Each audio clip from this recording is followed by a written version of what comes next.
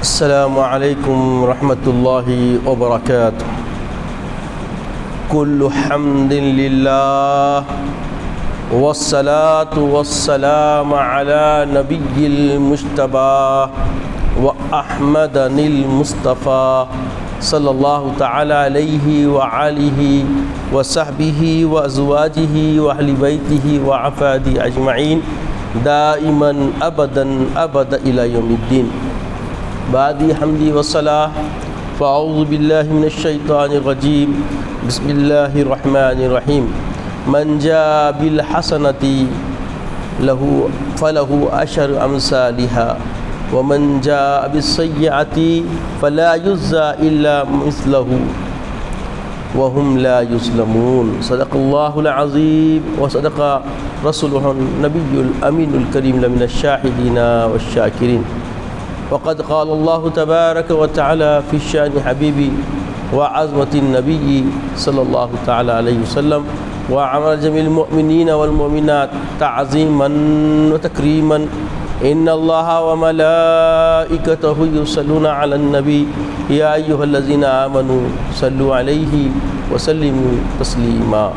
اللهم صل على سيدنا محمد وعلى آلہ وصحبہ وازواجہ واہل بیتہ وعفادہ اجمعین دائما ابدا الی یوم الدین۔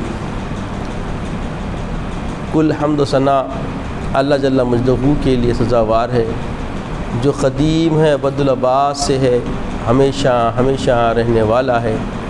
میں گواہی دیتا ہوں کہ نہیں ہے کوئی معبود برحق لائق عبادت سوائے اللہ جل مجدہ کے، اور میں یہ بھی گواہی دیتا ہوں کہ محمد عربی صلی اللہ تعالی علیہ وآلہ وسلم اللہ کے بندے اور خاص رسول ہیں۔ صلاۃ و سلام نازل ہو ہمارے آقا نامدار حضور تاجدار محمد عربی صلی اللہ علیہ وسلم پر، آپ کی آل پر، آپ کے اصحاب پر، بزرگان دین برادران اسلام۔ اللہ رب العزت کا ارشاد عالی شان ہے، من جاء بالحسنۃ فلہ عشر امثالها۔ جو کوئی نیکی کا ارادہ کرتا ہے اور نیکی کرتا ہے، فلہ عشر امثالها، اللہ اس کو 10 نیکیاں کا اجر ثواب عطا فرماتا ہے۔ ومن جاء بالسیئۃ فلا یجزی الا مثلها، جو کوئی برائی کرتا ہے اس کے لیے کوئی بدلہ نہیں ہے سوائے اس کے کہ اس کی ایک برائی جو کرتا ہے اسی کے مثل اس کا مواخذے کا معاملہ کیا جاتا ہے۔ وَهُمْ لَا يُظْلَمُونَ، ان پر ظلم نہیں کیا جاتا ہے۔ اس آیت کریمہ کی تشریح میں علماء مفسرین بیان کرتے ہیں کہ اللہ تبارک و تعالیٰ جیسے ایک نیکی کا ثواب 10 گنا دے رہا ہے، تو ایک برائی کا بدلہ 10 گنا مواخذہ نہیں فرماتا بلکہ اسی کے مثل فرماتا ہے۔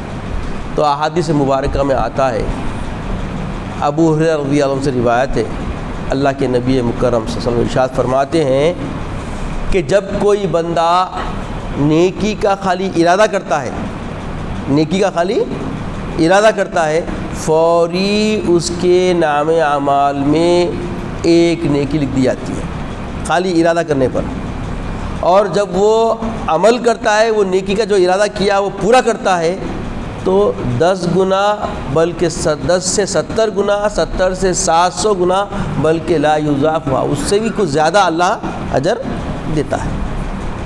اور پھر بتایا گیا کہ جب کوئی برائی کا ارادہ کرتا ہے، وَهَمَّ مِنْ عَمَلِ السَّيِّئَةِ، اگر کوئی برائی کا ارادہ کرتا ہے تو اللہ تبارک و تعالیٰ فرشتوں سے کہتا ہے کہ ٹھہرو، رکو، یہاں تک کہ بندہ برائی کے قریب جا کے ارادے کو پورا کرنے سے کیا کرتا، باز آ جاتا ہے، تو فوری اس کو ایک نیکی لکھی جاتی ہے۔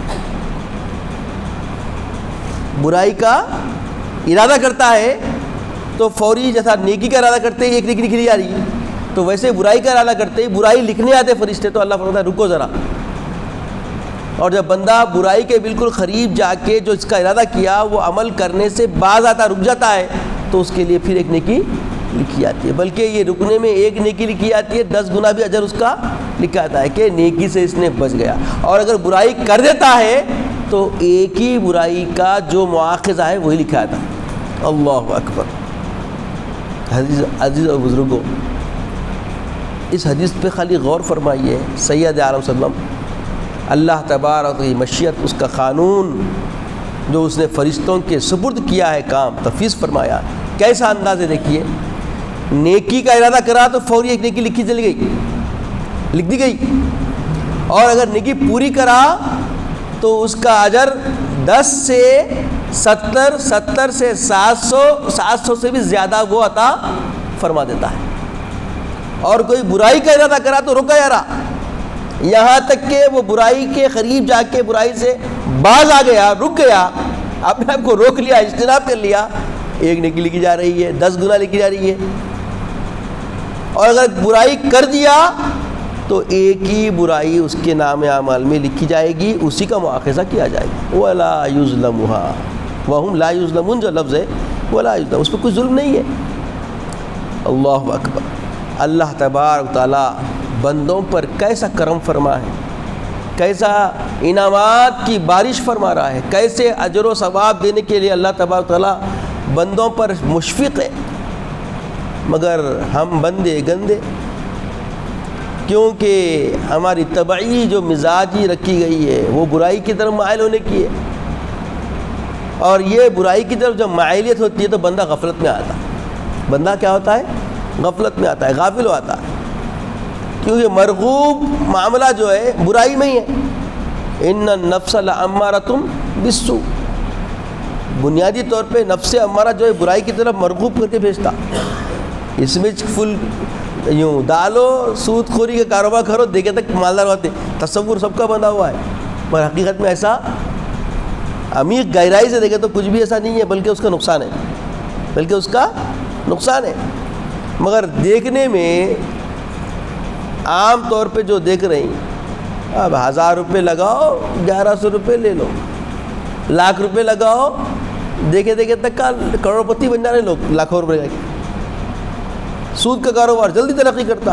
حرام جتنے کام ہیں، ہر حرام کام کے اندر جلدی ترقی نظر آتی ہے، مگر زوال بھی ویسا ہی ہوتا ہے. اور جو تجارت ہے ہمیشہ خدشے.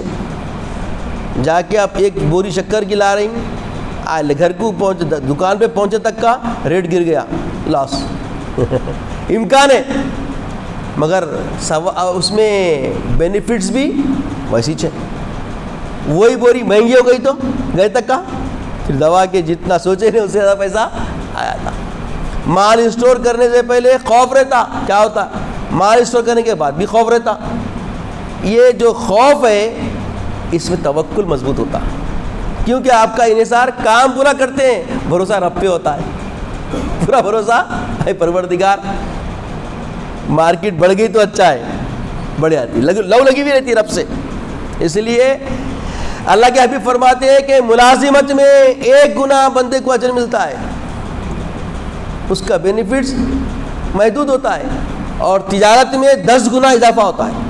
تجارت میں اس لیے دیکھیے آپ جتنے ملازم سرکار لوگ ہوتے ہیں وہ ایک محدود دائرے میں چلنا پسند کرتے ہیں، کیونکہ ان کی آمدنی محدود مقرر ہوتی ہے. مگر تاجر پیشہ لوگ دیکھے تک ترقی کر لیتے ہیں، دیکھے تک ان کے پاس بے باہ دولت کا جو ہے نا انبار لگ جاتا، کیونکہ اللہ تبارک تعالیٰ پہ توکل مقررہ رقم سے زیادہ مضبوط بندے تاجر میں ہوتا ہے. عزیز اور بزرگوں،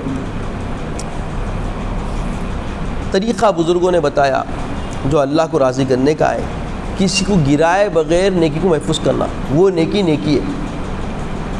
جب ہم نیک کام کرنے نکلتے ہیں تو کیا بتایا گیا؟ سروں و علانیہ. آپ جو بھی کام کر رہی ہیں، صدقہ خیرات کر رہی ہیں، سروں و علانیہ، یا تو پوشیدہ کرتے یا تو دکھائی کرتے. دکھائی کرنے میں نیت کیا ہوتی؟ مثال کے طور پہ آپ اب عید الاضحیٰ میں قربانی دے رہے ہیں، جانور خرید کے لا کے اچھا آپ لوگوں کو دکھا کے، تاکہ جو لوگ ابھی قابل ہیں مگر دینے میں پشو پیش میں رہتے ہیں وہ ترغیب پا کے وہ بھی خوشا قربانی کی طرف مائل ہو جائیں، قربانی دینے کی طرف.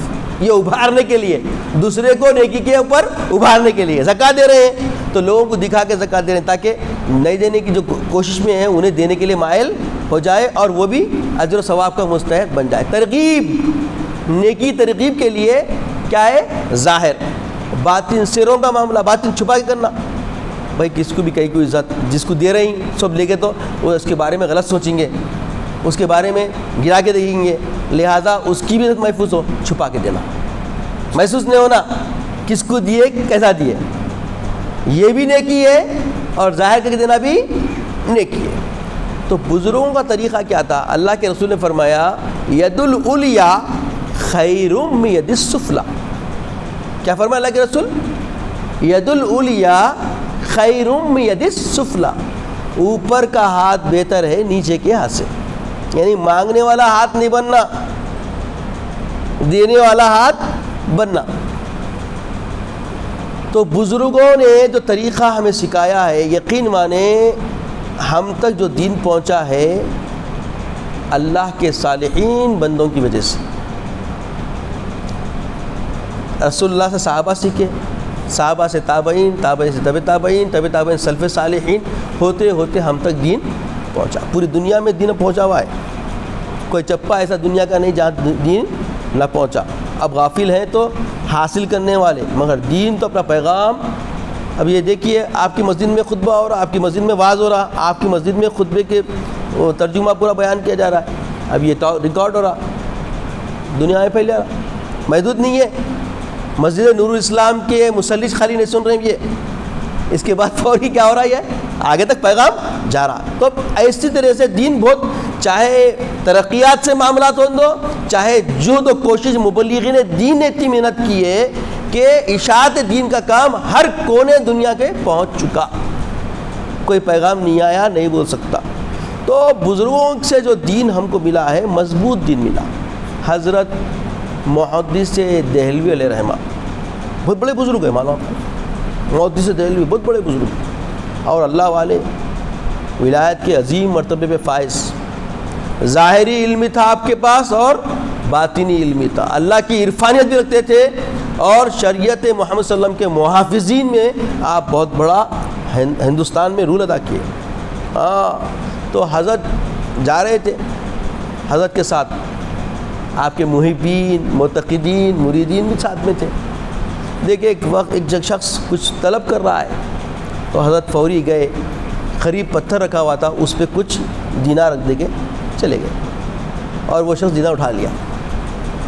لوگ دیکھ کے بولے کیا معاملہ ہے بھائی، کیونکہ ان کی زندگی میں پہلا مرحلہ تھا، دیکھے سو کہ حضرت کیا کرے، لے گئے، اس کے سامنے ایک پتھر تھا، وہ پتھر کے اوپر دینار رکھ دیے اور آگے نکل گئے۔ اس کے بعد جب محفل پہ بیٹھے کرے مجلس ہوئی تو مقربین بیٹھ کے بولے حضرت ہم ایک نیا معاملہ دیکھیں، آپ جو دینار دیے سائل کے ہاتھ کو دے سکتے تھے، سائل کے ہاتھ کو دے سکتے تھے، آپ نیچے رکھ دیے تو ہم کو ایسا دکھا کہ آپ اس کو حقیر جانے۔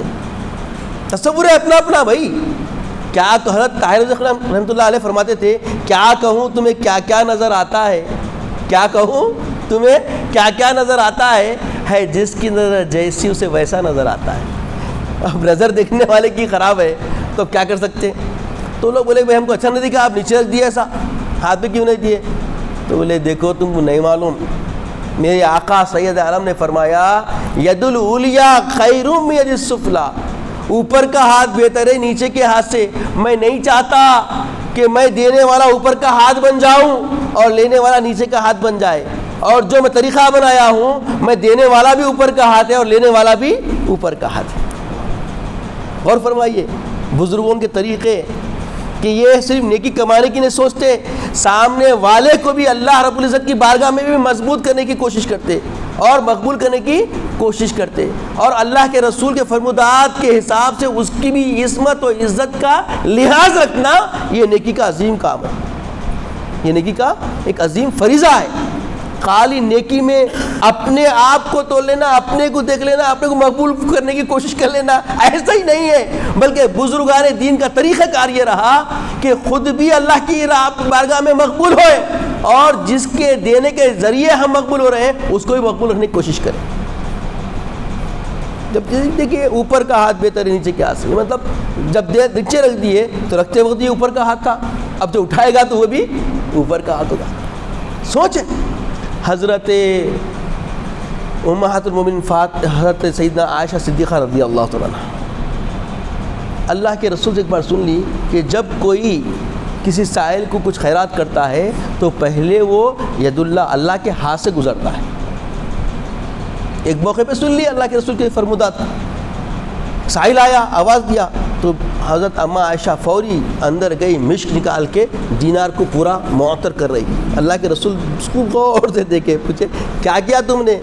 تو میرے آقا قربان جائے میرے آپ کے اوپر سے، آپ فرمائے نا کہ جب ہم سائل کو کچھ دیتے ہیں تو پہلے وہ اللہ کے ہاتھ سے گزرتا ہے، تو میں چاہتی ہوں کہ جب سائل کو دو تو یہ معطر ہو، ید اللہ سے جب گزرے تو یہ معطر. اللہ اکبر، یہ طریقہ ہے. یعنی خیرات کرنے کے اندر ہماری نیت اتنی پاکیزہ ہونا کہ شفافیت، نفاست اور بالکل بہت مخلصانہ طبیعت ہونا. یوں دے دیے چار کو دکھا کے، یوں دے دیے سب کے سامنے، تو سامنے والے کی وقار کا خیال نہ رکھنا یہ شعار مومنانہ نہیں. مومن کا شعار تو یہ ہے کہ سامنے والا بھی وقار والا رہے اور اپن بھی وقار والے بنتے جائیں. اور اعتماد اللہ کے کلام پر، اعتماد رسول کے فرمودات پر جو ہونا چاہیے وہ بھی ہم کو بزرگوں کی زندگی سے ملتا. بتایا گیا جیسا اللہ فرماتا ہے کوئی نیکی ایک کرتا ہے تو اس کو 10 گنا اجر ملتا ہے. حضرت رابعہ بصریہ رضی اللہ تعالیٰ عنہ بہت بڑی بزرگاں ہے، بہت کمال کی بزرگاں، اللہ کی بارگاہ میں بد مقبول، بڑی تزکیہ پسند، پاکیزہ تدینت رکھنے والی شخصیت. ان کے گھر رات میں پہلے لوگ کیا کرتے تھے، سرائے خانے وغیرہ نہیں ہوا کرتے تھے، تو راہگیر کیا کرتے، رات جب بہت ہو آتی تو کسی کن بھی سہارا مانگ لیتے، اور سہارا دیتے بھی تھے لوگ، سہارا دیتے بھی تھے. اب تو حالت اتنی بری ہے، اگر کسی بستی میں گزر رہے ہیں، رفع حاجت کی ضرورت پڑ جائے، آپ بولے تو کوئی قبول نہیں کر رہا. اس میں کتنا اجر ہے، کتنا ثواب ہے، لوگوں کو نہیں معلوم. کسی کی طہارت کو محفوظ کر دینا، کس کی پاکیزگی کی حفاظت کرنا بھی نصف ایمان کا اجر ہے، معمولی بات نہیں ہے. مگر لوگ اس طرح توجہ آج کے دور میں نہیں کر رہے ہیں. نفسی کا عالم شروع ہو گیا، فتنوں کے دور میں ہم. بہرکیف حضرت رابعہ بصریہ رضی اللہ تعالیٰ عنہا کے مکان پہ دستک ہوئی، رات کا وقت ہے، بولے مائی کوئی سہارا دے. تو فوری مردان خانہ، دیان خانہ جو تھا اس زمانے میں کھول دیے، اس میں رہ گیا. اب وہ بھوکا بھی تھا، شدت کی اس کو بھوک تھی. اور طریقہ کیا تھا، جب راہگیروں کو جب سہارا دیتے تو ان کے خورد و نوش کا بھی ذمہ لے لیتے، اخلاقی فریضہ سمجھتے، کچھ بھی پیش کرتے، پانی، کھانا پینا. آج کل کوئی آیا تو سواری پہ لے آ کے، جس سواری میں آتے اس کو پانی پلانے نصیب نہیں ہو رہا، پیسے دینے میں سوچتے پہلے کیا کرنا ہے، کچھ اور کم ہوتے یا پوچھنے کی طبیعت بن گئی ہماری. بہرکیف اب وہ آواز سے پوچھے رابعہ بصری کتنے روٹیاں ہیں؟ بولے 3. وہ خادمہ تھی یا بہو تھی، جو بھی تھی گھر پہ خاتون، جواب دی کہ 3 روٹیاں ہیں مائی. تو فوری یہ سن لیا، اس کے کان تیز ہو گئے. بھوکا آدمی کیسا رہتا؟ ہاں 3 ہے، 2 عورتیں دکھ رہی ہیں، ایک لوگ کھائیں گے، ایک میرے کو بھیجتے ہوں گے. ابھی سوچ رہی تھا، سائل آیا، فقیر آیا، اللہ کے نام پہ کچھ دینا. فوری بولے دیکھو بی بی کیا ہوا، وہ روٹیاں جو ہے رکھی بھی دے ڈالو، اس کو خیرات کر ڈالو. فوری خیرات کر دی.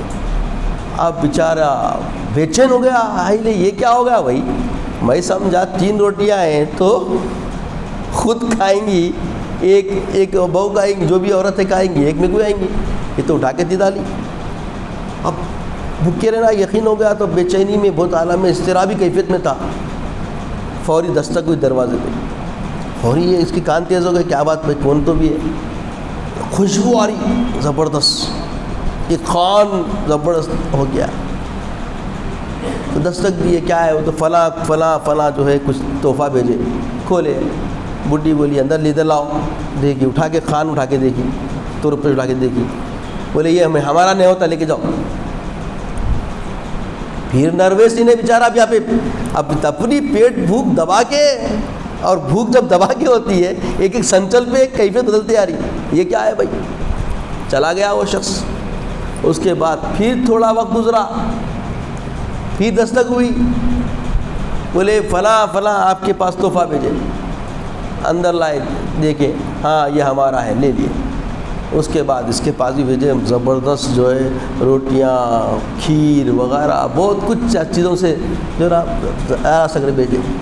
یہ شخص کو تشویش ہو گئی، یہ شخص کو تشویش ہو گئی کہ بھائی کیا معاملہ ہے؟ پہلے آیا تو قبول نہیں کری اور سیکنڈ ٹائم بھی آیا تو ہاں یہ ہمارا ہے وہ کہ لے لیا. آخر قصہ کیا ہے؟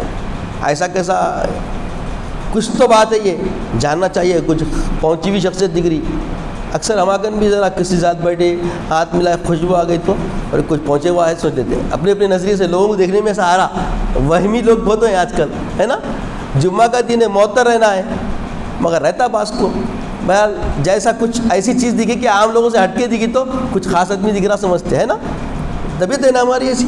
تو ویسے ہی اس دور میں بھی وہی کیا بات ہے، پہلا آیا انکار کرے، دوسرا آیا ہمارا قبول کرے. آخر قصہ کیا ہے؟ اس کے بعد انہیں صاحب پوچھا، جو سہارا منگا تھا اس نے پوچھا بھائی معاملہ کیا ہے؟ پہلا آیا تو اب انکار کر دیا، دوسرا آیا تو لے لیے. بولے دیکھ اللہ کیا فرما رہا، من جاء بالحسنتی فلہ عشر امثالہا. میں کتنے روٹیاں خیرات کری؟ بولے 3. جو آئے تھے وہ 15 روٹی تھے، آدھا ایسا کہیں کو لے ہو میں، اور میں خیرات کری 3 روٹیاں، تو 3 کا گناہ کتنا ہونا؟ 30. جب سیکنڈ ٹائم آیا تو 30 تھے. بولے ہاں یہ میرا ہے، لے لی میں. اللہ اکبر. تو عزیز اور بزرگوں، اللہ تبارک و تعالیٰ کے فرمودات پہ جس یقین کے ساتھ ہم عمل کریں گے اجر ویسا ہی ہم کو نصیب ہوگا. آج ہم اجر کے معاملے میں فکر مند نہیں ہیں اور زندگی دکھاوے کے لیے جی رہے ہیں، اس لیے ہماری زندگی کا معاملہ بھی ویسا ہی ہو رہا ہے. اگر ہم اللہ کی خوشنودی، رسول کی اتباع اور آخرت کی فکر میں اگر ہم کمر بستہ ہو جائیں تو آج بھی رابعہ بصری کی طرح ہمارا ایمان پختہ اور مضبوط ہو جائے تو ویسے اجر ہم تک پہنچتا ہے. اللہ تعالیٰ سے دعا ہے کہ یا الہ العالمین نیک توفیق عطا فرما، نیک ہدایت عطا فرما، عزت کی اسلام کی زندگی عطا فرما، خاتمہ بالخیر فرما، وقت نزا کلمۃ طیبہ عطا فرما، حبیب پاک صلی اللہ علیہ وسلم کا دیدار عطا فرما. سبحان اللہ و بحمدہ، سبحان اللہ العظیم والحمد للہ رب العالمین. جو سنن نہیں